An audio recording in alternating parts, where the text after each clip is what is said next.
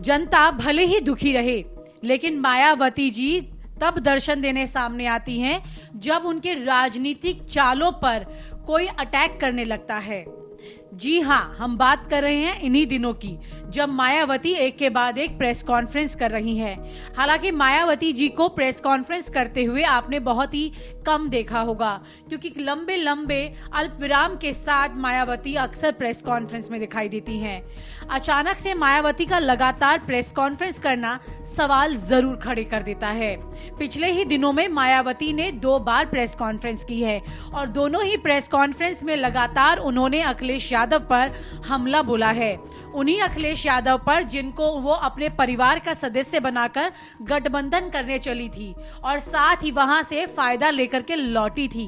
जाहिर है कि अब अखिलेश यादव की जरूरत मायावती को उतनी नहीं रही है, लेकिन मायावती के वोटर्स की जरूरत मायावती को हमेशा रहती है। लेकिन उन्हीं वोटर्स को नाराज करके मायावती आखिरकार कैसे सो सकती है, सवाल यही उठता है। पहली प्रेस कॉन्फ्रेंस कुछ दिन पहले जब मायावती ने की, तब उन्होंने अपने वोटरों को कुछ नाराज सा कर दिया, ऐसा उन्हें जरूर लगा होगा, क्योंकि चर्चाएं इसी पर होने लगी थी।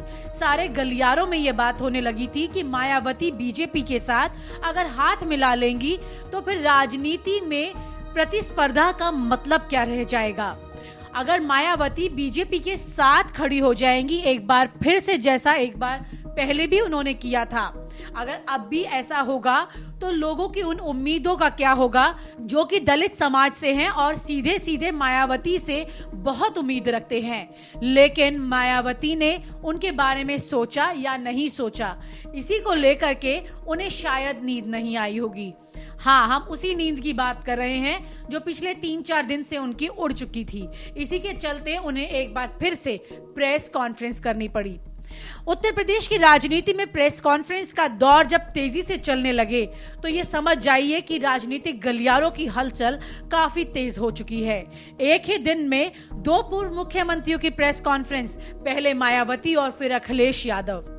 पहले मायावती ने प्रेस कॉन्फ्रेंस करके ये कहा कि वो अखिलेश यादव को हराएंगी और साथ ही साथ बीजेपी के साथ नहीं रहेंगी।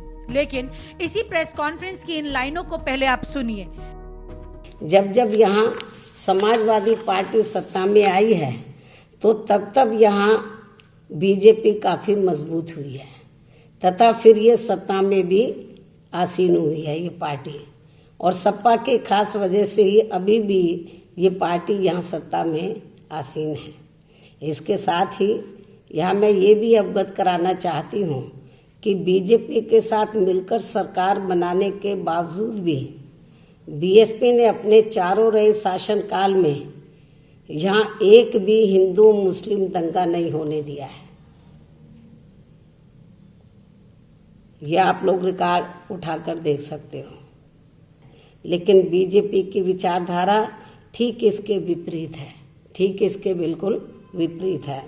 तो ऐसे में बीजेपी के साथ गठबंधन करके देश में कोई भी चुनाव लड़ना बीएसपी के लिए संभव नहीं हो सकता, चाहे लोकसभा का हो, चाहे विधानसभा का हो, या इस समय जो प्रचार कर रहे हैं कुछ गलत कि बीएसपी ने बाई इलेक्शन में बीजेपी को समर्थन दे दिया है, कुछ वीडियो वायरल भी कर रहे हैं बुलंदशहर की सीट को लेकर, ये बिल्कुल गलत है, झूठ है।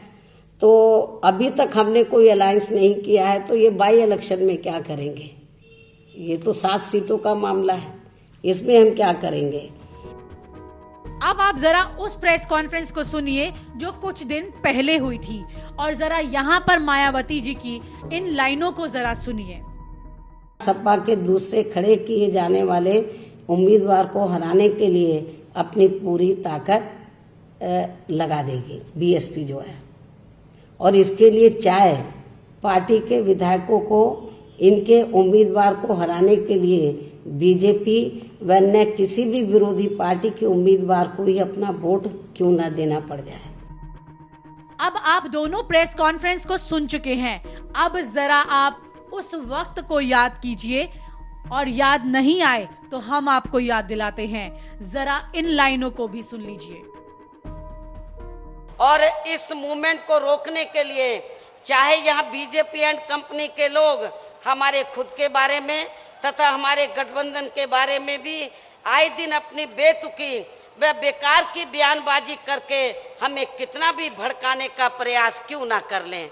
चाहे तो हमारे बारे में श्री अखिलेश यादव को भड़काएं, चाहे मेरे को भी भड़काने का प्रयास करें, इनका कोई भी हथकंडा अब काम आने वाला नहीं है।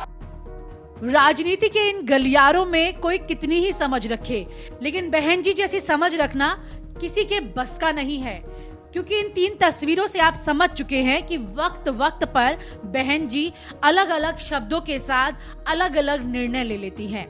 कभी डाल डाल तो कभी पात पात। बहन जी का मूड कुछ है ही ऐसा, क्योंकि जब बहन जी को जहां फायदा दिखता है वो वहां चली जाती हैं, लेकिन जो उनके वोटर्स हैं वो इतनी तेजी से बदल नहीं पाते जितनी तेजी से बहन जी बदल जाती हैं। इसलिए थोड़ा उनके लिए मुश्किल होता है ये समझना कि बहन जी ने आखिरकार ये फैसला लिया तो क्यों लिया, और इसमें फायदा और नुकसान उनका है या नहीं, या फिर फायदा सिर्फ बहन जी का है सत्ता पर बैठने के लिए। अब आपको बता देते हैं कि बहन जी का अभी हाल ही का जो फैसला है वो आखिरकार उन्होंने क्यों लिया, कैसे उन्होंने बीजेपी के पक्ष में काफी हद तक अपना एक समर्थन दिखाने की कोशिश की। जाहिर है इसे समर्थन ही कहा जाएगा जब सत्ता पक्ष को घेरने की जगह आप विपक्ष को घेरने लगे, क्योंकि हाल ही में अखिलेश यादव ने बहन जी के लगभग 50 से ज्यादा नेताओं को अपनी पार्टी में शामिल करा लिया है।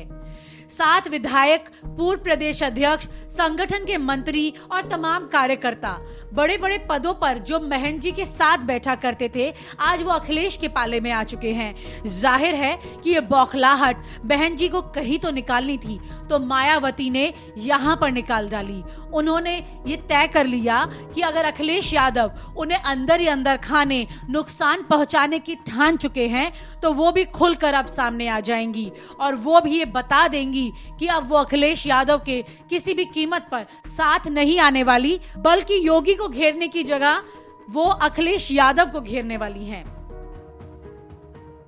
जाहिर है कि वो अखिलेश यादव को तो घेरेंगी ही, क्योंकि जिस तरह से अखिलेश यादव अब लगातार अपनी पार्टी को मजबूत बनाने की तैयारी में जो जुटे हुए हैं, इसके लिए भले ही अब बहन जी की पार्टी को उन्हें कमजोर क्यों ना करना पड़े।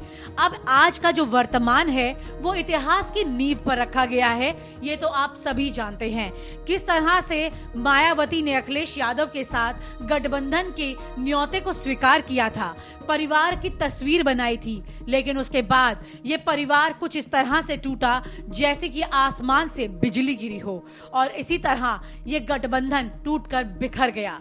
अब जब जगह 2 के बीच में बन गई है तो कोई तो तीसरा आएगा ही, तो बीजेपी ने मौका देखते ही यहाँ पर अपनी जगह बना ली है।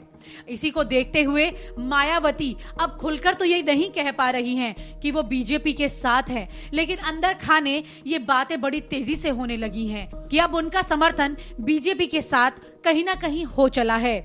ऐसे में अखिलेश यादव का जो गठबंधन उनसे टूटा था, अब वो ना सिर्फ अखिलेश यादव से अलग है बल्कि अखिलेश यादव के आमने सामने युद्ध का ऐलान कर रही हैं।